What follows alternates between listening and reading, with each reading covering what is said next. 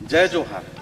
मैं विजय कौशल Peaky studio द्वारा प्रायोजित सीजी मंच छत्तीसगढ़ के स्थानीय और ऐसे प्रतिभावान कलाकार जे कोई न कोई कारणवश अपन प्रतिभा ला निखार नहीं पाते, वो प्रतिभा ला निखारे बर प्रदर्शित करे बर बहुत ही शानदार प्लेटफॉर्म है, जहां वो निःशुल्क चाहे गायन के माध्यम से हो, चाहे लेखन के माध्यम से हो, चाहे संगीत दे के हो, अपन कला के प्रदर्शन कर सकते हैं। मैं छत्तीसगढ़ के ऐसे प्रतिभावान कलाकार से विनम्र निवेदन करता हूँ कि वो आए और अपन कला ला पीके स्टूडियो के सीजी मंच के माध्यम से प्रदर्शित करे, ताकि जन जन तक ओकर प्रतिभा लोगन तक पहुँचे। पीके स्टूडियो के हमें प्रकाश भाई छत्तीसगढ़ के कलाकार मनवर जो ऐसे प्लेटफॉर्म निकाला थे वो बहुत ही सराहनीय है।